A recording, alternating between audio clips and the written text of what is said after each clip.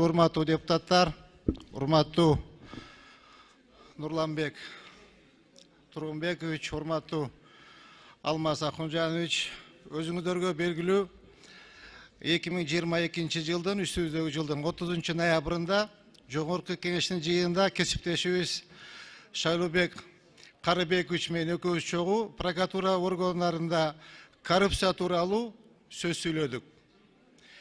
Биз söz söylep bütkөндөн кийин эле урматтуу депутаттар,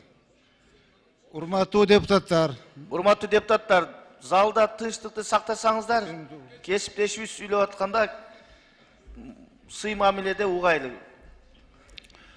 Урматтуу төрага, баарыбызга белгилүү болгондой, үстүбүздөгү жылдын 30 ноябрында Жогорку Кеңештин жыйынында кесиптешим Шайлообек Карыбекович экөөбүз прокуратура органдарында коррупция тууралуу сөз сүйлөдүк.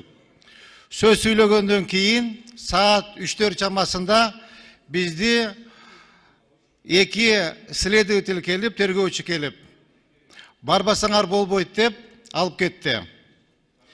Урматтуу төрага, башкы прокуратура колуна тийген эбегейсиз бийликке мансыркап, өздөрүн элден бийик сезип, элдин тагдыры менен ойношуп көнүшүп калган. Мурдагы саламаттыкты сактоо министри Алымкадыр Бейшеналиев медицина тармагында абдан көп жумуштар жасады, абдан реформаларды жасады. Аны мынакей Жогорку прокуратура тарабынан 7 кылмыш иши козголуп, 1 айга жакын түрмөдө отуруп чыкты. Кийинчерээк болсо Жогорку прокуратура тарабынан козголгон иштер бардыгы тергөө иликтөө негизинде кыскартылды. Мунуга моралдык ким жооп берет? Урматтуу коллегалар, Жогорку Кеңеш бул стратегиялык режимдик объект. Прокуратура кызматкерлери тоскоосуз ар бир депутатка кабинетке кирип, мажбурлап, суракка алып кетип жатат. Бул эмне деген? Мыйзамды сыйлабагандыкпы, же мыйзамды түшүнбөгөндүкпү? Мен ушундай бир байкап калдым, урматтуу депутаттар.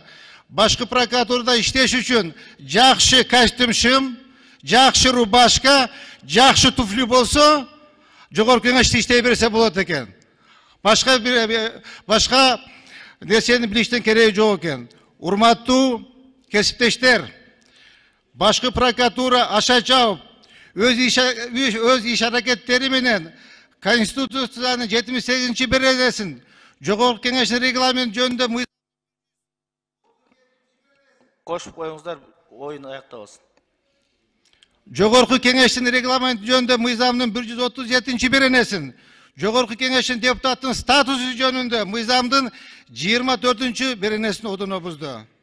Эгер мамлекетте мыйзамдардын так аткарылышын көзөмөлдөгөн орган, мыйзам чыгаруучу органдардын мүчөсү Конституцияны одоно бузуу менен ушундай кысымга алып жатса, анда башка жөнөкөй жарандарга кандай кордук көрсөтүп жатканы баарыбызга белгилүү.